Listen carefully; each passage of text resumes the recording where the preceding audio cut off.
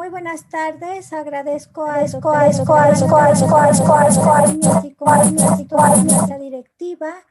para la presentación de mi trabajo de ingreso que se titula Utilización de CD45 para guiar la identificación y clasificación de leucocitos circulantes en sepsis.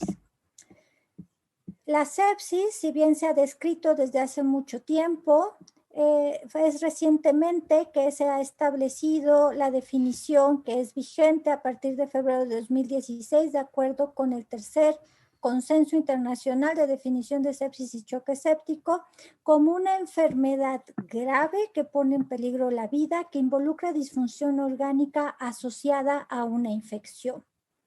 La mortalidad es de 30 al 60% y estas series que se han reportado, no importa dónde se lleven a cabo,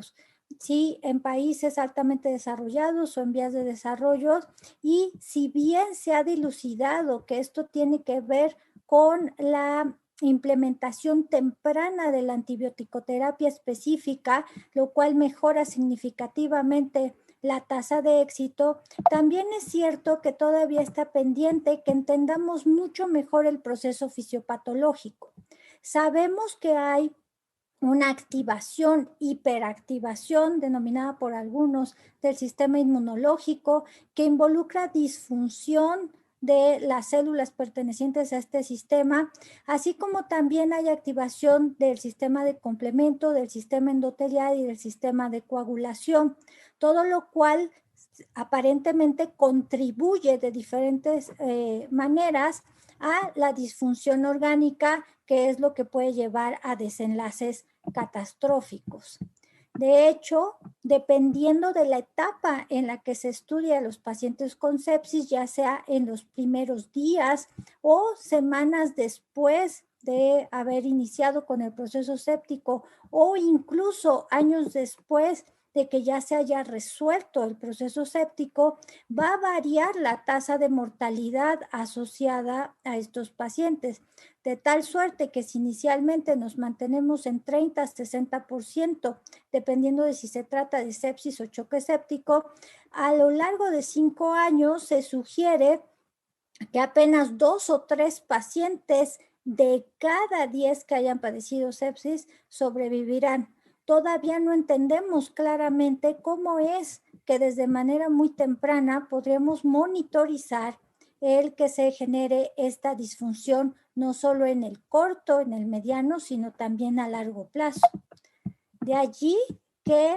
varios biomarcadores se hayan explorado tanto para las fases tempranas como las fases más avanzadas de sepsis, incluyendo muchas moléculas solubles, analitos como proteínas que corresponde a citocinas, a quimiosinas o proteínas de fase aguda, así como algunos marcadores en la superficie de leucocitos, los cuales son de fácil acceso porque se obtienen al obtener una muestra de sangre periférica, que podrían ser útiles no solamente para el diagnóstico, sino para el pronóstico de la sepsis. Como les muestro aquí en estos artículos que publicamos el grupo de trabajo en el que colaboro desde hace varios años y donde se ve cómo la expresión de HLA-DR en monocitos está relacionado su disminución en la expresión con un desenlace trágico,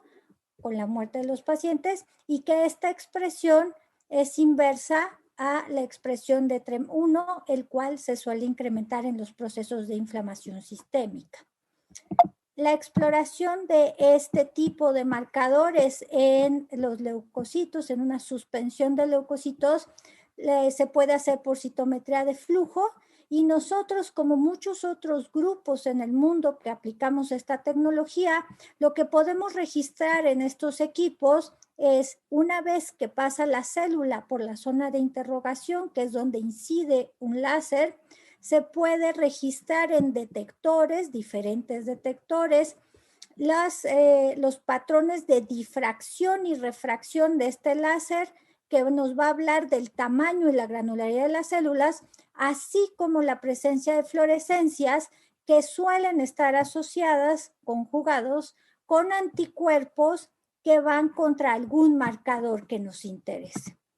De esta manera, muy rápidamente, en segundos, en minutos, podemos obtener el registro de 10,000, 30,000 o 1,000,000 de células.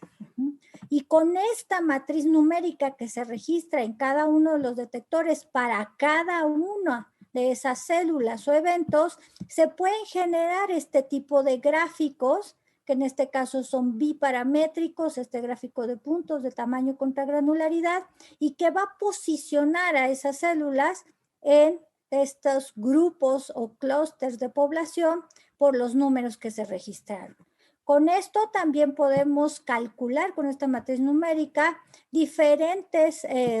porcentajes, medias, medianas, modas u otros acercamientos de estadística para la identificación y posterior caracterización de estas células.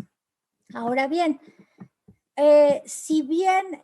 tamaño y granularidad durante muchos años se han utilizado como una de las primeras gráficas para hacer la interpretación de estos datos en leucocitos de sangre periférica, porque en muestras de sujetos sanos se puede identificar muy bien a estas células poco granulares y pequeñas, que serían los linfocitos, y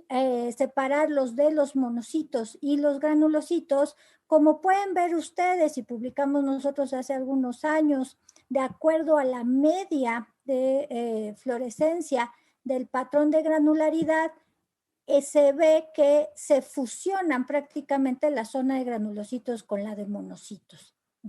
Esto coincide con estas tablas que ya se han reportado, que mencionan que no solamente se va a modificar el número de leucocitos, la proporción de maduros e inmaduros en inflamación sistémica y sepsis, sino también la granularidad, así como la deformabilidad de las células, por ejemplo.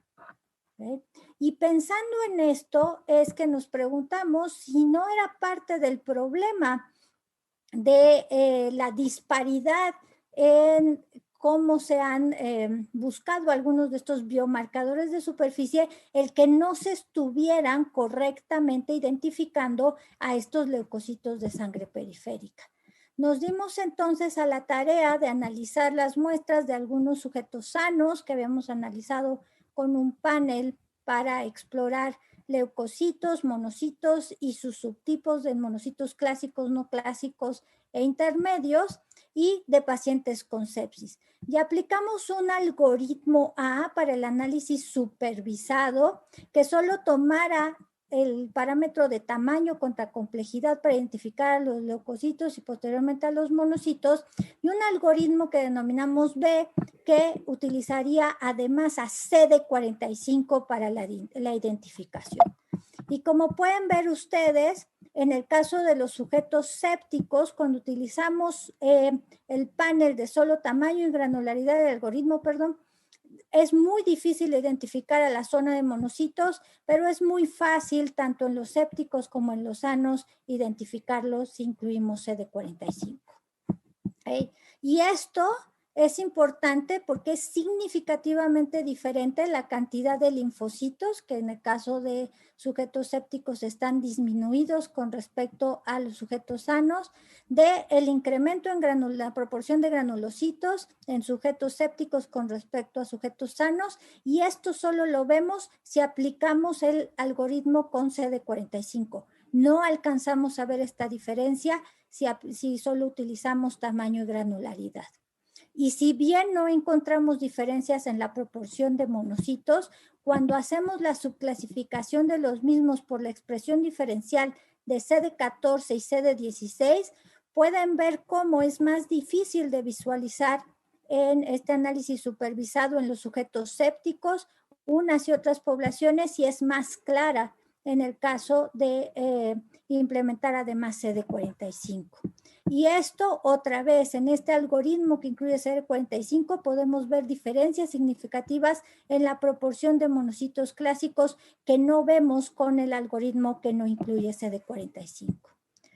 Pero no solo eso, también es importante cuando se hace este tipo de análisis estar seguro que los marcadores van sobre las mismas células. Y por eso es indispensable eliminar los agregados, que serían esta zona gris, que claramente son más abundantes en las células de los pacientes sépticos, como se ve en este gráfico de puntos, y que sabemos por el análisis a microscopio y por la presencia de marcadores que los agregados son primordialmente de neutrófilos y monocitos.